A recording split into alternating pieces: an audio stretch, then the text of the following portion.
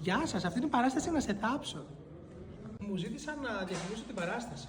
Εδώ βρισκόμαστε στο θέατρο. Αυτός είναι ο Δημήτρης, ο πατιστής. Εδώ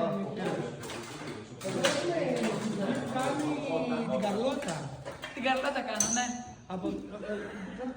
Όχι, αλήθεια, ναι. Από εδώ έχουμε τον Παντελή που κάνει το Ρίο. Γεια σας. Από εκείνο ο Κωνσταντίνος που κάνει τον Ντέιβιντ.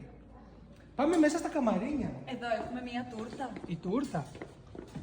Μην μας χτυπήσετε. Εδώ είναι τα καμαρίνια. Βλέπουμε ότι δεν βλέπουμε. Ανεβαίνουμε πάνω.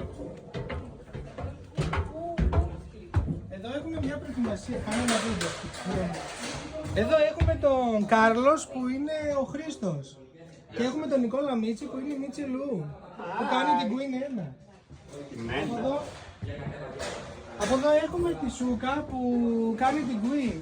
Queen σκέτο εγώ. Και από εδώ έχουμε την Όλγα. Παίζεις εσύ στο έργο. Όχι, έχω μια συμπαράσταση. Είναι το κορίτσι με τα λουλούδια. Κάνει τη Ρενάτα. Είναι το καλύτερο πλάσμα στον πλανήτη.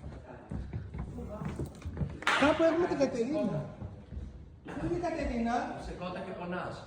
Πονάς. Πάει η Κατερίνα. Πού είσαι Κατερίνα?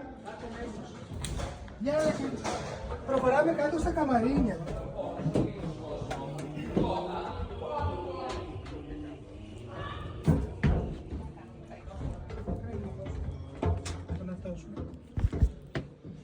Και εδώ έχουμε κρυμμένη την Κατερίνα που κάνει τη Λάουρα. Και εγώ... Βαρύνει παλαιότητα, τεράστιοι μονόλογο, υπερβολικές Εγώ είμαι ηθοποιός, σκηνοθέτης, δημοσιογράφος. Δεν κάνω δημοσιογραφία εδώ. Γεια σας, αυτή είναι η παράσταση να σε θάψω.